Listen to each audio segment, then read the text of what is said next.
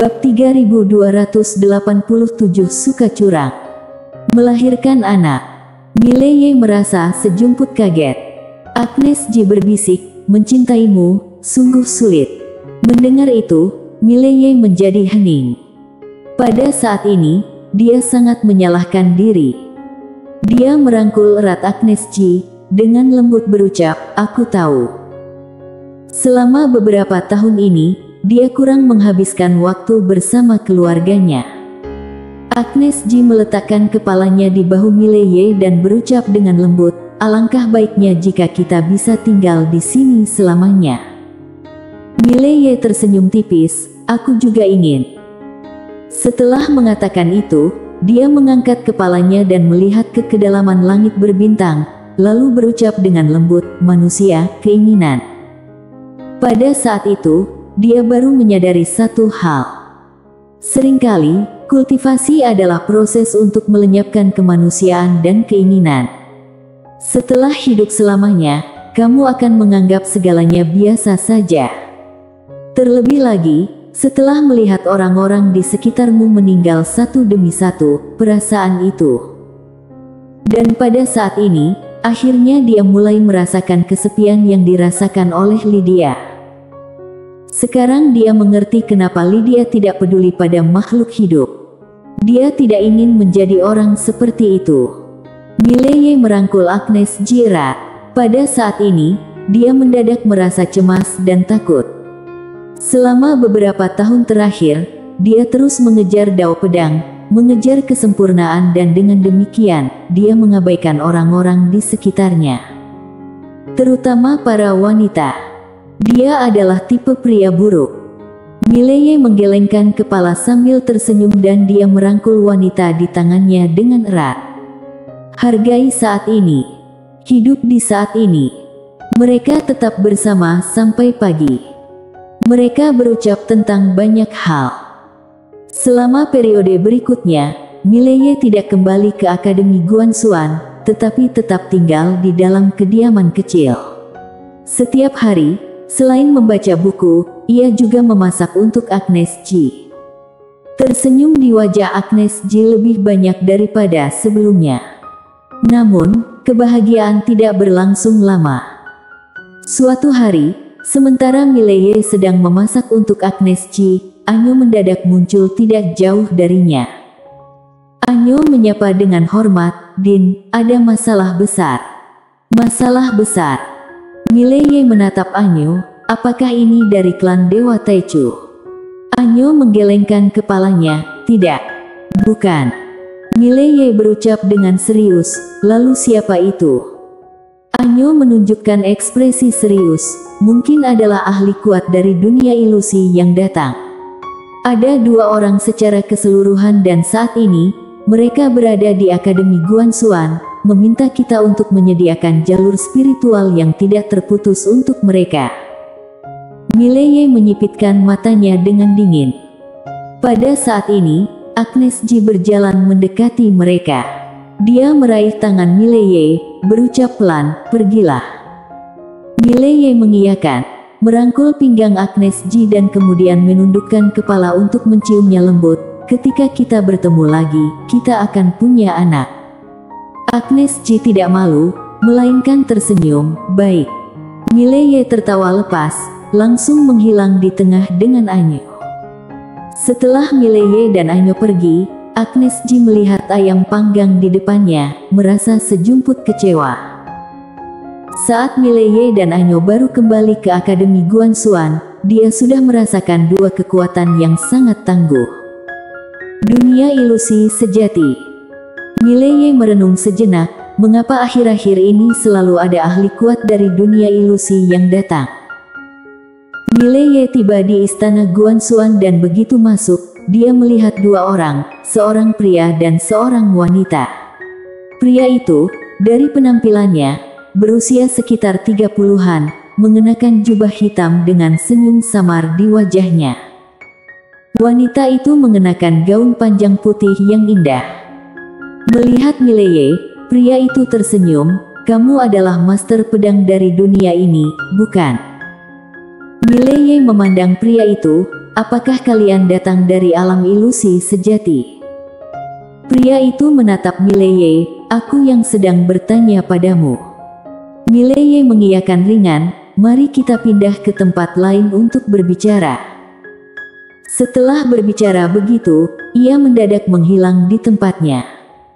Pria itu terdiam sejenak, lalu tertawa sinis, Saida, lihat betapa sombongnya orang dari peradaban rendah ini, dunia terang. Segera setelah itu, ia juga menghilang. Wanita itu mengerutkan kening tanpa banyak berpikir dan menghilang juga. Segera, mereka muncul di tengah-tengah bintang yang kesepian. Mileye melihat pria itu dan bertanya, apakah kamu ingin bertarung sendirian atau bertarung bersama? Pria itu tertawa besar, tertawa dengan keras. Mileye tetap tenang. Beberapa saat kemudian, pria itu berbicara, baiklah, mari kita mulai dengan pertarungan 1 lawan 1. Mileye mengiyakan sedikit dan pada saat berikutnya, ia mendadak menghilang. Seketika itu juga, pedang jiwa manusia mulai melayang keluar dari ruang dan waktu. Dalam sekejap, ada jutaan pedang dunia. Melihat pemandangan ini, senyum di wajah pria itu membeku seketika. Pada saat itu, dia menyadari bahwa dia meremehkan lawannya. Tapi pada saat berikutnya, tanpa banyak berpikir, pria itu mendadak meluncur maju. Dia mengayunkan kedua lengannya ke depan dan pada saat itu, pilar cahaya api melesat keluar dari kedua lengan itu. Drur. Sekejap, ruang dan waktu sekitarnya langsung terbakar menjadi ilusi yang kosong. Namun, pada saat berikutnya, wajah pria itu sekali lagi berubah. Lantaran dia menyadari bahwa kekuatannya tidak dapat menghancurkan pedang-pedang itu. Pada saat itu, pedang dunia langsung melibas pria itu. Drur. Dalam gerombolan pedang dunia, pria itu dengan putus asa melambaikan kedua lengannya untuk melawan, tetapi sia-sia, lantaran pedang-pedang itu sama sekali tidak bisa dihancurkan. Dan pada saat itu, Mileye mendadak muncul di depan pria itu, kemudian dengan mendadak memotong dengan pedangnya. Dia memegang pedang biru gaib. Pisau itu turun dan wajah pria itu langsung berubah. Dia dengan cepat melambaikan kedua lengannya ke depan untuk bertahan. Drur. Pisau itu jatuh dan kedua lengan pria itu hancur seketika. Pada saat berikutnya, dia terpental keluar beberapa puluh ribu meter. Saat dia berhenti, pedang Mileye mendadak menuju ke arahnya. Pupil mata pria itu menyempit tajam dan pada saat kritis itu, Saida muncul mendadak di depannya. Dia mengayunkan lengan kanannya dan sinar putih sepanjang ribuan meter mendadak muncul, memblokir Mileye. Mileye berhenti, menatap wanita itu. Wanita itu menatapnya tajam, hendak berucap sesuatu, tapi mendadak Mileye berucap, penguasa tak terbatas, Lemuel, ada pertarungan di sini. Suara itu terdengar dan penguasa tak terbatas dan Lemuel muncul di tengah-tengah. Penguasa tak terbatas menggeleng, kalian bukannya sepakat untuk bertarung 1 lawan 1. Mileye mengangkat bahu, mereka tidak sopan. Etika bela diri. Penguasa tak terbatas menggeleng dan langsung meluncur ke arah wanita itu. Serangan ini disertai dengan kekuatan yang kuat yang segera membanjiri lapangan. Melihat adegan ini, wajah wanita itu berubah drastis. Drur. Dengan suara dentuman keras, wanita itu langsung terpental keluar beberapa puluh ribu meter. Pada saat yang sama, Mileye meluncur ke depan dan muncul di depan pria itu. Wajah pria itu segera berubah dan dia dengan marah berteriak, kekuatan api yang menakutkan meledak keluar dari tubuhnya. Saat itu, Mileye mengayunkan pisau. Drur. Pedang turun dan pria itu langsung terlempar keluar beberapa puluh ribu meter. Ketika dia berhenti, mendadak sebuah pedang muncul di depannya. Pria itu menatap tajam ke arah Mileye, aku berasal dari alam ilusi sejati. Mileye menyambar dengan pedangnya. Sesh! Kepalanya terlempar, darah memancar seperti mata air, sangat mengerikan. Setelah membunuh pria itu, Mileye mengambil cincin penyimpanannya, lalu berbalik ke arah wanita berpakaian putih di kejauhan. Pada saat berikutnya, ia menghilang dari tempat itu. Wanita itu segera berseru, "Tunggu, tunggu." Suara itu belum padam, pedang Mileye langsung menempel di dahi wanita itu. Mileye menatap wanita itu, "Mengapa kalian bisa turun dari alam ilusi sejati?" Wanita itu menatapnya dengan kagum. Dia tidak pernah berpikir bahwa di dunia ini ada begitu banyak ahli. Sebelumnya, di dunia 0 derajat, mereka berdua pernah diserang oleh klan Dewa Taichu dan mereka tidak pernah membayangkan bahwa mereka akan bertemu dengan ahli yang begitu kuat di dunia ini. Bukankah mereka menganggap dunia bawah itu lemah? Mileye mengerutkan kening, "Jawab pertanyaanku." Dengan itu, ia menekan pedangnya sedikit ke depan. Sesh! Pedang menusuk setengah inci, darah segera membanjiri keluar. Seorang wanita buru-buru berkata, "Dunia ilusi sejati mengalami masalah." Wanita itu sebelumnya telah merusak batas antara kedua dunia dengan satu pedang dan kemudian muncul beberapa retakan ruang waktu. Oleh karena itu, kami melarikan diri melalui retakan ruang waktu. Mileye mengernyitkan kening, Wanita itu segera mengiyakan, matanya penuh dengan ketakutan. Itu adalah wanita yang mengenakan rok sederhana. Mendengar itu, wajah Mileye dan penguasa tak terbatas tiba-tiba menjadi sangat suram. Mileye terdiam. Lydia marah di alam ilusi sejati.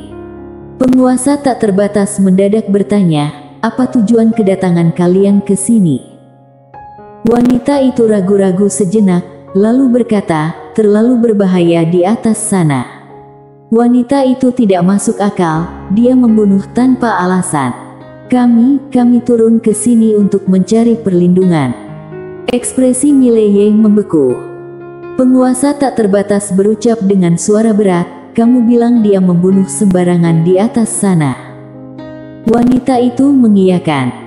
Penguasa tak terbatas bertanya, "Mengapa dia melakukannya?"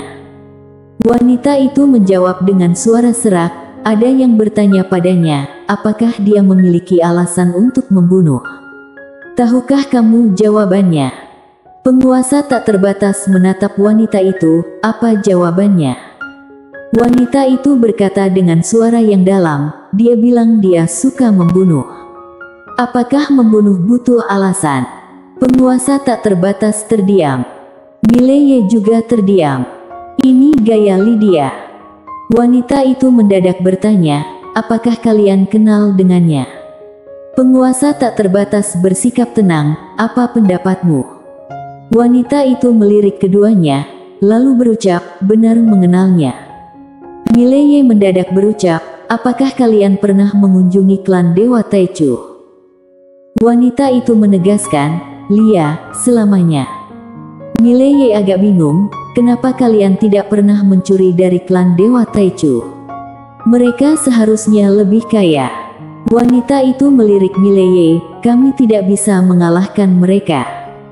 Mileye merasa tidak bisa berkata-kata. "Sialan. Kamu benar-benar memilih mangga yang lembek untuk diperas." Mileye bertanya lagi, "Siapa lagi yang turun?" Wanita itu menjawab dengan serius, "Tidak tahu." Mileye dan penguasa tiada batas saling menatap. Akhirnya, penguasa tiada batas berucap dengan suara berat, "Menurutku, ini masalah besar. Jika seseorang dari dunia ilusi sejati datang, itu akan menjadi pusing bagimu." Mileye menjawab dengan serius, "Yang membuatku penasaran adalah, klan Dewa Taichu tidak membunuh keduanya, tetapi membiarkan mereka pergi." Mendengar itu, penguasa tiada batas mengerutkan kening, "Apakah maksudmu, klan Dewa Taichu ingin menggunakan mereka untuk melawan kita?" Mileye mengiyakan, "Ada kemungkinan itu." Penguasa tanpa batas terdiam beberapa saat, lalu berkata, "Apa pendapatmu?" Mileye berucap dengan serius, aku sedang memikirkan apakah adik perempuanku bisa mendapatkan pohon Dewa Taichu itu untukku. Aku pikir pohon itu sangat bagus, dapat memberikan berkah terus-menerus, seperti curang. Penguasa tiada batas berucap, bersambung.